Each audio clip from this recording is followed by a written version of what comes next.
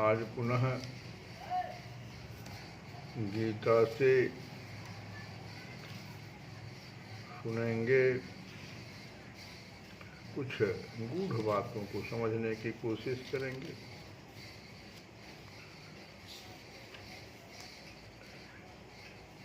भगवान कह रहे हैं कि कहा जाता है कि एक शाश्वत अश्वत्थ वृक्ष है, एक ऐसा वृक्ष है जो शाश्वत है और उसको अश्वत्थ वृक्ष कहते हैं। अश्वत्थ जो है पीपल के वृक्ष को भी कहा गया है, और जिसकी जड़ें तो, लेकिन वृक्ष है कैसा? पीपल के वृक्ष में तो जड़ नीचे की ओर होता है, लेकिन इसकी जड़ें तो ऊपर की ओर है और शाखाएं नीचे की ओर, तथा पत्तियां जो है वो वैदिक स्रोत है। जो इस वृक्ष को जानता है वह वेदों का ज्ञाता है। ये भगवान कह रहे हैं अर्जुन से कि इस प्रकार के वृक्ष को, हालांकि पीपल के वृक्ष से तुलना कर रहे हैं, लेकिन कह रहे हैं कि इसका जड़ तो उल्टा है। जड़ जो है इसका ऊपर की ओर है और शाखाएं नीचे है।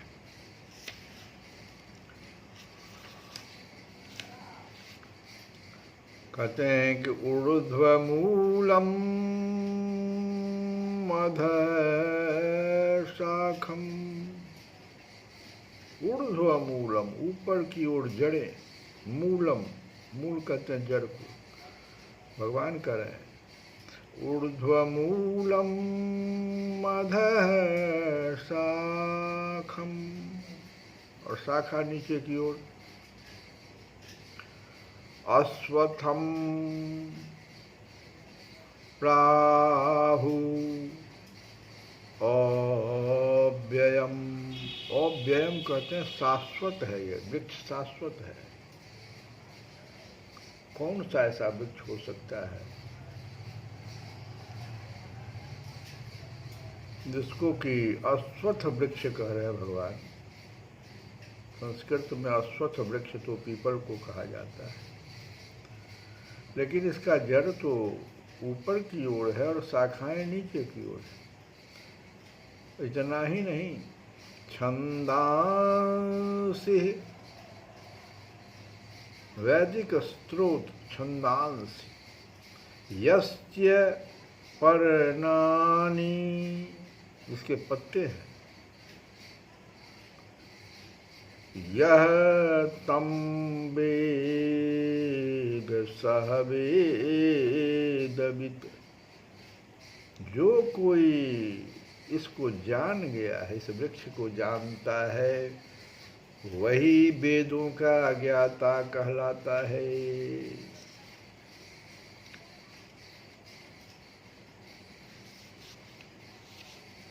अब इसको थोड़ा सा समझने की कोशिश हम लोग करें कि क्या भगवान कहना चाहते हैं कि वैदिक वेद का जो अध्ययन है उसका प्रयोजन क्या है। भगवान कृष्ण को समझना। तो जो व्यक्ति भक्ति में रत है, सिर्फ ज्ञान, वेदों का ज्ञान रखने से काम नहीं चलेगा। भगवान करें वेदों का ज्ञान रखने से ज्ञानी आप हो जाइएगा, भगवान को नहीं समझ पाइएगा। वैदिक अध्ययन का उद्देश्य क्या है? कृष्ण को समझना। तो जो व्यक्ति कृष्ण भावना भावित है, अर्थात जो भक्ति में रत है, वह वेदों को जानता है। ये जो भौतिक जगत है, इस भौतिक जगत के बंधन की तुलना जो है अश्वत्थ के वृक्ष से की गई है।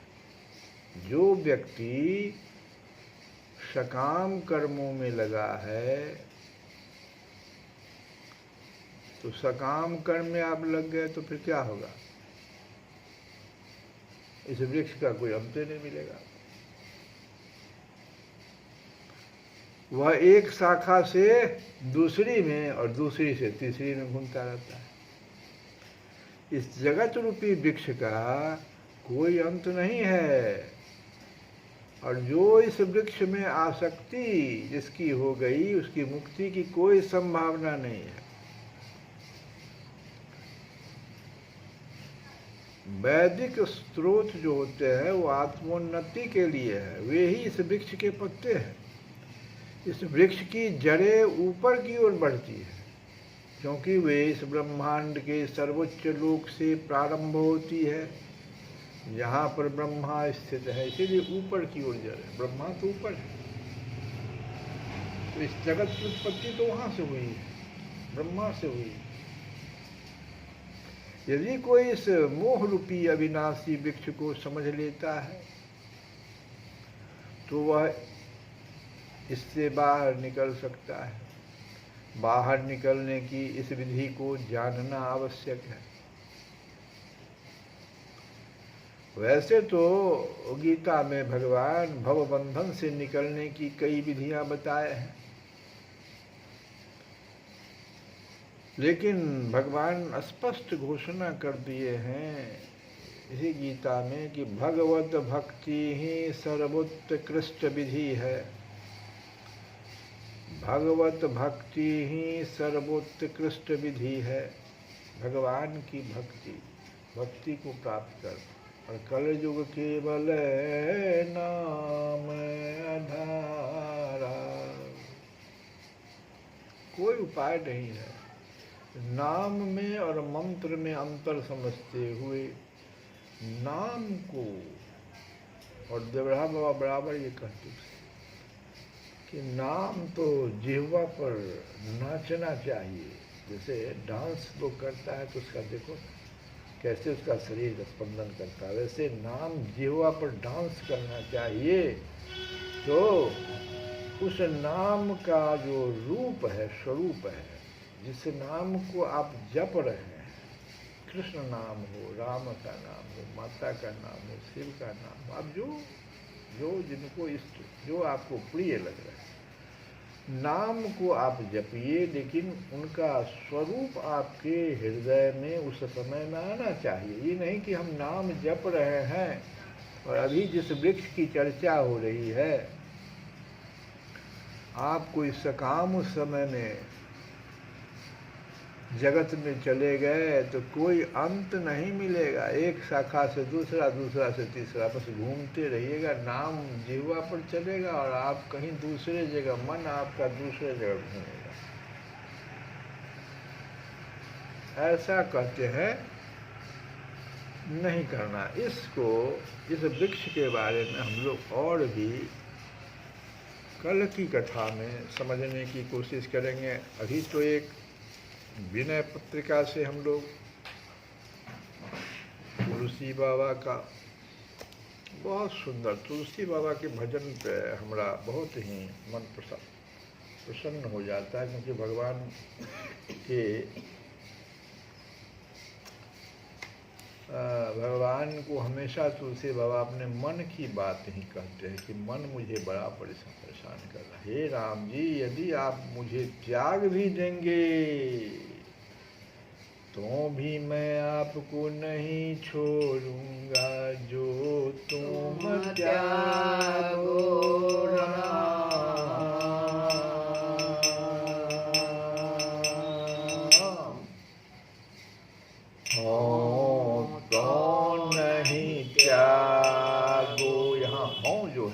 मैं नहीं आपको त्यागूं, जो तुम त्यागो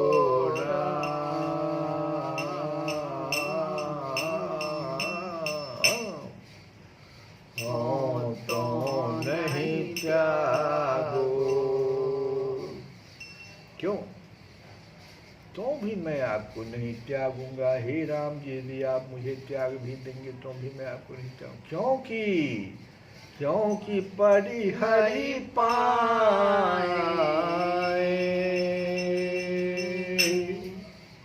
काहि अनुरागो, जो तुम त्यागो राम, तो नहीं त्यागो। क्योंकि आपके चरणों को छोड़कर परिहरि पाए, परिहरि पाए काहि अनुरागो। आपके चरणों को छोड़कर मैं और किसके साथ प्रेम करूं? हाँ, तुलसी बाबा। सुखद सुप्रभु तुम तो जग माही, सुखद सुप्रभु तुम तो जग माही।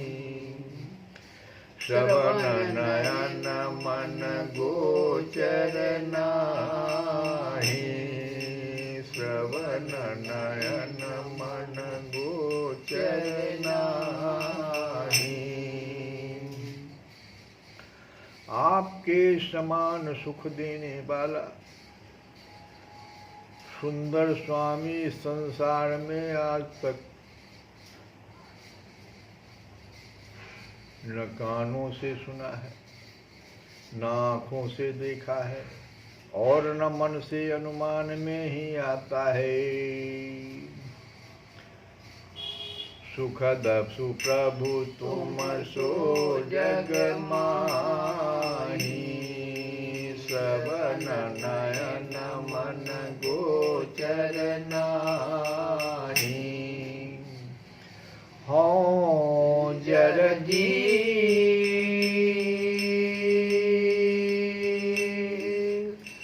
ईश्वर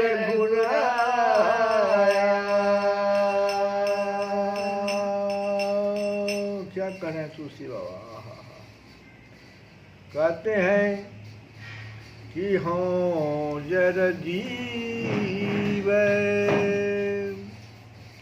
हे रघुनाथ जी, मैं जड़ जीव हूँ और आप ईश्वर हैं। हों जड़ जीव, मैं तो जड़ जीव हूँ।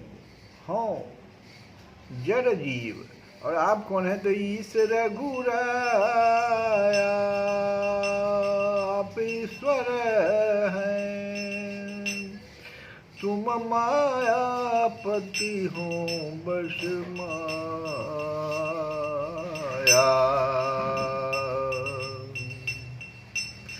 हों जड़ जीव, अपने बारे में खुशी हुआ कहते हैं कि हे रघुनाथ जी, मैं तो जड़ जीव हूँ, जड़ हूँ मैं, और आप क्या है? तो ईश्वर रघुराया,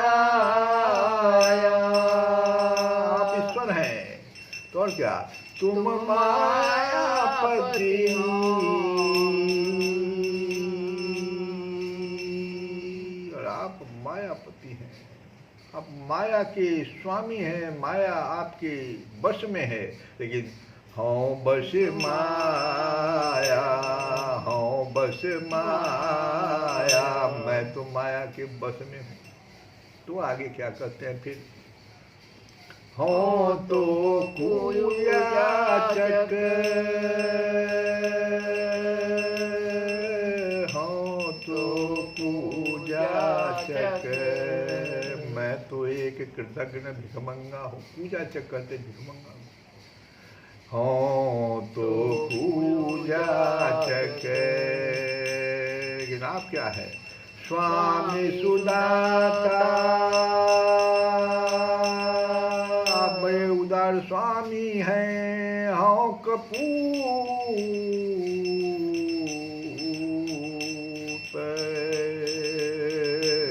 तुम ही तो पितु माता। और मैं क्या हूँ? मैं तो बहुत भारी कपूत हूँ। मैं कुपूत हूँ और आप हित करने वाले माता पिता हैं।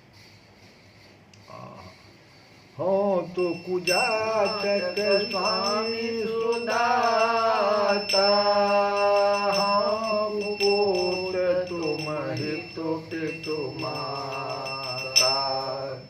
तो अंत में कहते हैं जो पै कहूँ को बूझत बातो, तो तुलसी बिनु मोर बिकातो, तो तुलसी बिनु मोर बिकातो, तो तुलसी बिनु मोर बिकातो। जो तुम त्यागो हो तो नहीं त्यागो, परिहरि पाए काहि अनुरागो।